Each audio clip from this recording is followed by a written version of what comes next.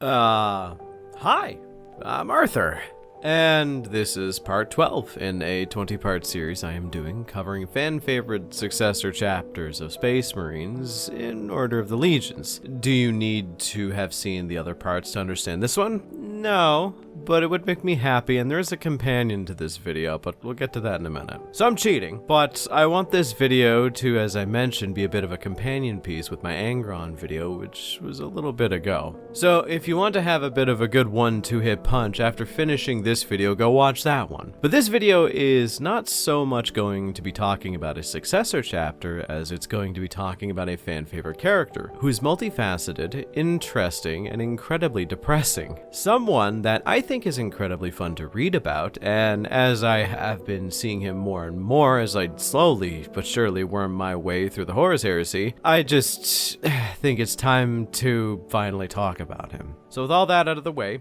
we are discussing Kharn. Kharn the Betrayer, the Slaughterer, the Butcher, a man, a monster, but most importantly, and above all else, a warrior. Before we get into the video, I just wanted to state that I have been working myself into an inert ash pile. If you don't know, I actually have a second channel. No, I'm not going to promote it in the slightest. I have a strong sense of pride and work ethic, and I want to prove to myself that if I wanted to, I can make another successful YouTube channel from the ground up. Some of you have found it, and good on you. If you post about it in the comments, I will delete them, because I want to keep this a secret until I at least hit 10K or like 20 or so videos on it. But because of all this work, my sleep schedule has been absolutely fucked. But thankfully, I picked up something to help me get a restful sleep, and you know what that is? Weirdly enough, gamer subs. Yes, I'm using my inability to regulate my own sleep schedule like a functioning adult, an obsession with making video content as a means to justify promoting sweet juice mixtures. Whatever, you're gonna sue me? But for real, GamerSupps actually has a product that's relatively new and not a lot of people actually talk about, which is their AFK line. AFK is a sleep aid that is not really like a sleeping medication, but it helps aid in your body's natural abilities to produce melatonin, which allows you to sleep a little bit better. It's not gonna knock you out, and that's kind of why I like it. I don't find it makes me sleepy when I take it, but it helps me stay asleep while I'm sleeping, but that's just me. I would highly suggest you try it, because if you're the type like me who wakes up from tossing and turning in cold sweats screaming about something horrible that was buried under Medrengard, then maybe it'll help for you the way that it's helped me. But regardless, if that sounds like something you'd like to try, then use code BONEZONE at checkout in order to get 10% off whatever product you get. Even if it is this, or just a regular tub of GamerSupps, or a waifu cup, or what have you. They just released a new flavor, which is their blueberry lemon cake, which is actually really good, and also incredibly helpful in the way that I described. Keeps me looking rested and feeling healthy when I stumble into the gym at 1 p.m. after waking up 15 minutes prior and looking like an actual ghoul. So yeah, if you want to get 10% off as well as support the channel, then use code BONEZONE or check out the link in the description. I might pin a comment for that, but you know, sometimes I forget. So thanks to GamerSupps as always for supporting my channel and making so that I can pay my bills, my editors, and the crackheads down the road hush money so that they don't jump me every time I walk past on a Tim's run. Speaking of crackheads that jump fellas, Kharn is an interesting sort, as he is the only world eater that Angron ever really respected to a massive degree. Kharn is also a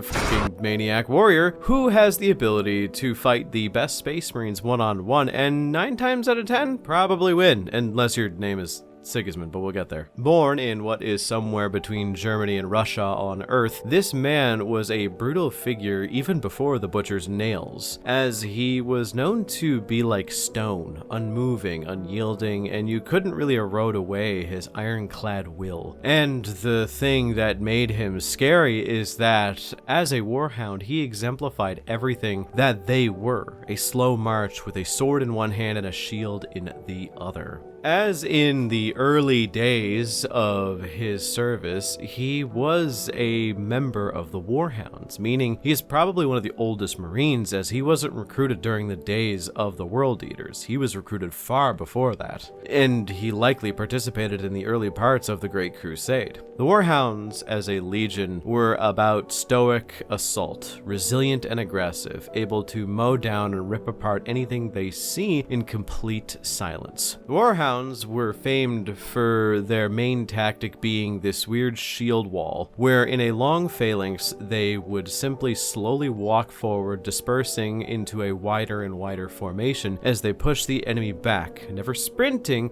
but attacking anything that got within a certain radius, like the dogs of war they got their name from. Kharn is that dog. He is that murderer who would rip something to pieces with his bare teeth with a cool face the second he was let off his leash. It is why he was considered one of the most respected, as no matter what he did, he would have a calm demeanor about it. And that's why when he and Angron spoke together, it was as equals, proud warrior to proud warrior. It's why when Kharn, as the first to have the first viable butcher's nails implanted into his brain, it was a bit sad, incredibly sad, to see the slow descent begin in this warrior, as he went from a trained hunting dog to a rabid wolf to some feral rabid beast today. Sure, the nails made him significantly stronger and allowed him to be the best warrior that he always wanted to be, but at the cost of smoothing his brain and making it look like a river stone, which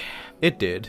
He was able to speak and have clear thoughts once in a while, but those moments of lucidity became further and further apart. But it was a slow tick down that caused him to be what he is today. So you know who this guy is for one, upon the first outing he had with the Butcher's Nails to invade this planet that had this weird horde army of psychic gestalt consciousness that divided itself up from humans in weird test tube pods controlling thousands of individuals, and he was absolutely slaughtering everything. But it was on this day that one of the most tragic things happened, which is there was a rebellion. There were a lot of world eaters that did not want the Butcher's Nails to be implanted into their brains, so they decided to try and take Angron to task. But instead of Angron going through due process, he just basically said he was going to kill every last one of them. And Kharn ended up killing one of his best friends. And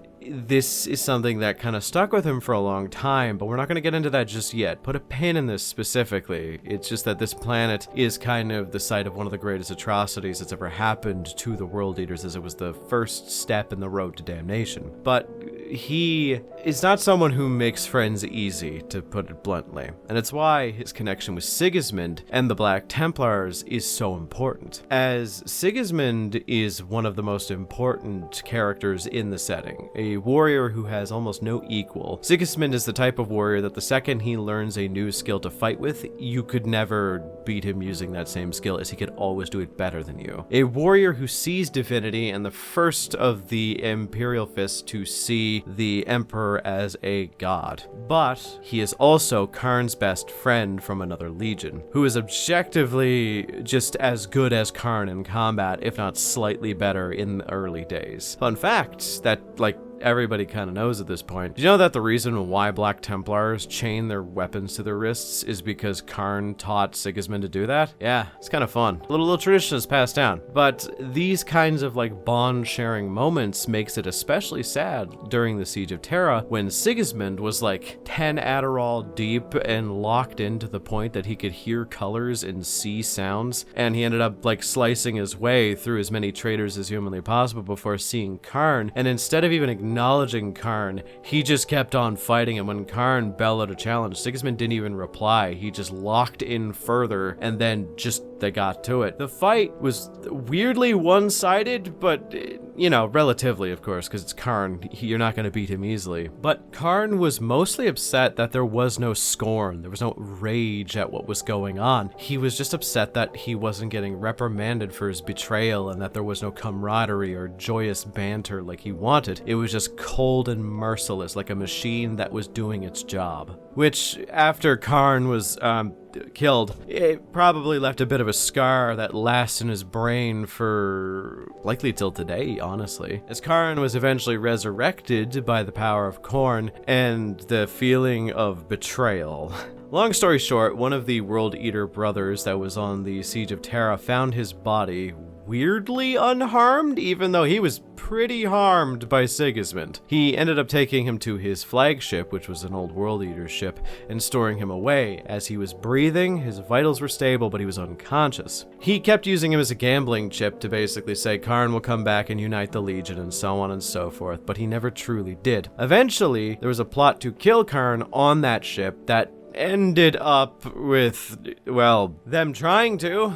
Yeah. So they ended up trying to kill Kharn, and it ended so poorly because he immediately woke up the second the blade was about like an inch away from his neck. And, well, once he woke up, he ended up killing like 5 Terminators, 8 Space Marines, and a captain of just the World Eaters in unhanded combat. I mean, he was naked, like he just didn't even have any power armor on, so that just goes to show how strong this man is, even after a big nap. And after that, he ended up leading the World Eaters to one of their most well-known conquests today, which is a war effort against the Emperor's Children. Now, the Emperor's Children and the World Eaters staked a claim on this Chaos world that was not being controlled by the Imperium, and neither of them were going to back down from calling it a home base. So they decided to wage war. It was a bloody and long-standing war that lasted for a very long time. But once the winter came on the planet, it was found out that even Astartes' armor could not protect them from the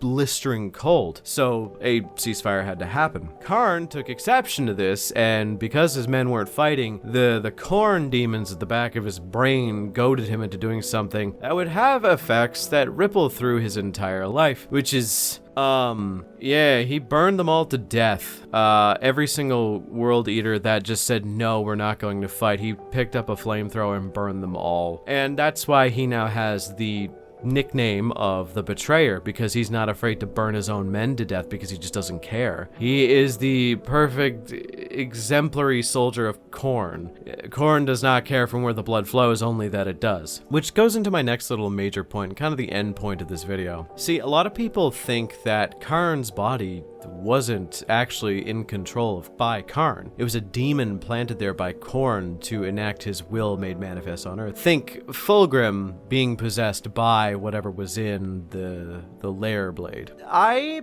don't think so. I honestly think that that is such a big no-no, and I'll get to why, and there's actually a lot of, well, not a lot of, but a little bit of evidence. Sure, Kharn's brain is as smooth and flawless as a pearl because of the nails, but there is a single moment I want to highlight to really drive home the tragedy here. It is a single page at the end of a single book that is not really remembered that well because I don't see a lot of people talking about it, but it takes place in the modern day where you see what Kharn is doing. He is slaughtering thousands of people on some random planet he vaguely remembers. Something drew him here and even he didn't know. It shows directly from his perspective the lack of lucidity where he will let the nails take hold and just allow him to butcher as he pleases, only coming to every now and then when he's drinking from the bloody stump of someone's severed head and guzzling back blood like some greedy vampire, collecting the skulls from those who fight and screaming his love for the blood god when he finds a statue of another space marine. Now, they didn't encounter space marines on this planet, but for some reason looking at this statue makes his head hurt as he recognizes the features of that statue to be similar to his own. It is a heroic statue talking about the ancients who were on this planet before anyone else. He recognizes the features as someone he once knew, and that's when it hits him.